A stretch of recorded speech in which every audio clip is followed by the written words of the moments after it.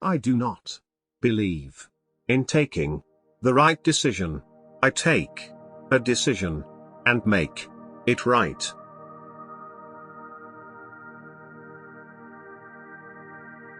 No nation can rise to the height of glory unless your women are side by side with you. Think 100 times before you take a decision, but once that decision is taken, stand by it as one man. If you will work in cooperation, forgetting the past, burying the hatchet, you are bound to succeed. You are free. You are free to go to your temples.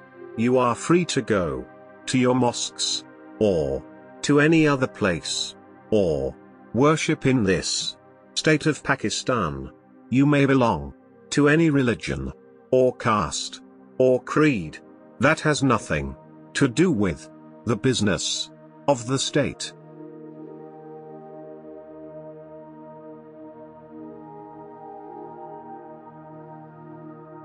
One of the biggest curses from which India is suffering, I do not say that other countries are free from it, but I think our condition is much worse, is bribery and corruption. That really is a poison.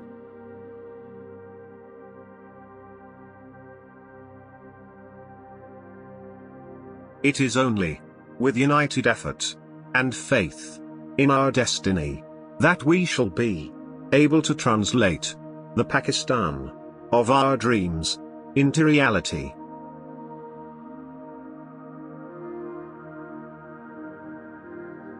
There are two powers in the world. One is the sword, and the other is the pen.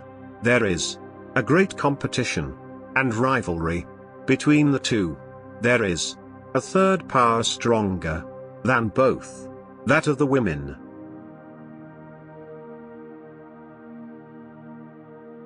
With faith, discipline, and selfless devotion to duty, there is nothing worthwhile that you cannot achieve.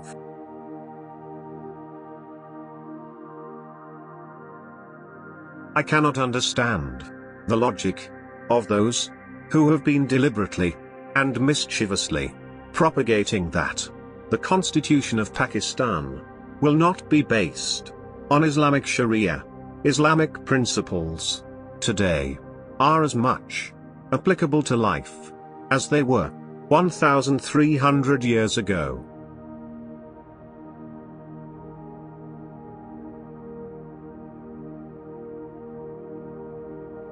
I have full faith in my people that they will rise to every occasion worthy of our past Islamic history, glory, and traditions.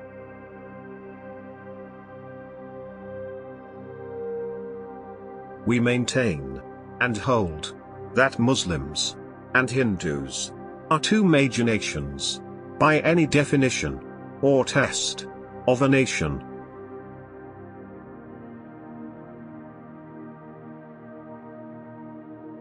Islam expect every Muslim to do this duty, and if we realize our responsibility, time will come soon when we shall justify ourselves worthy of a glorious past.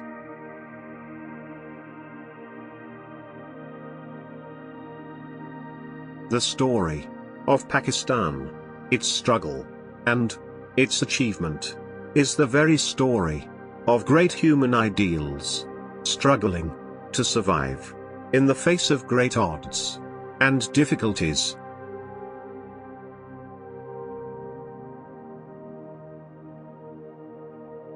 Pakistan not only means freedom and independence, but the Muslim ideology, which has to be preserved, which has come to us as a precious gift and treasure and which we hope other will share with us.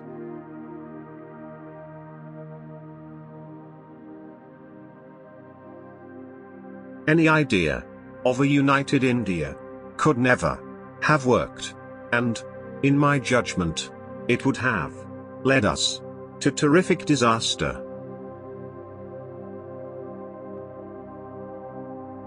I have lived as plain Mr. Jinnah, and I hope to die as plain Mr. Jinnah. I am very much averse to any title or honors, and I will be more happy if there was no prefix to my name.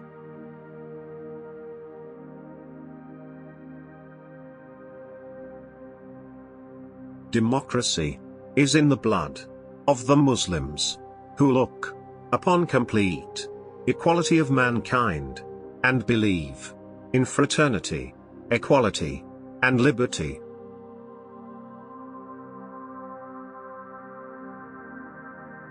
Come forward as servants of Islam, organize the people economically, socially, educationally, and politically, and I am sure that you will be a power that will be accepted by everybody.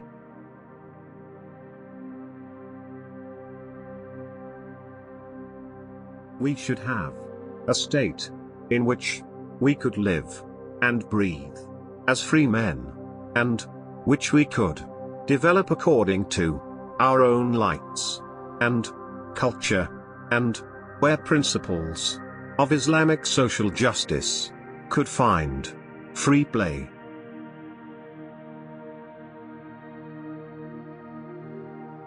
Character, courage, industry, and perseverance are the four pillars on which the whole edifice of human life can be built, and failure is a word unknown to me.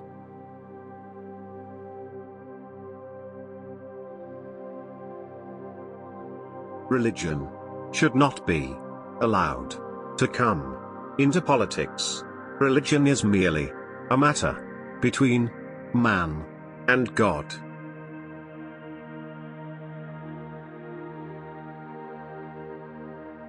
I am almost inclined to say that India will get dominion, responsible government, the day the Hindus and Muslims are united.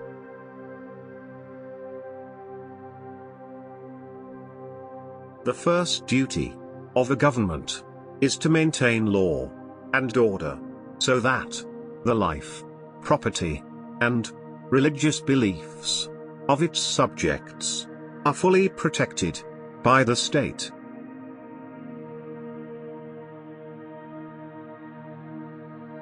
We are now all Pakistanis, not Baluchis, Pathans, Sindhis, Bengalis, Punjabis, and so on, and, as Pakistanis, we must behave, and act, and we should be proud to be known as Pakistanis, and nothing else.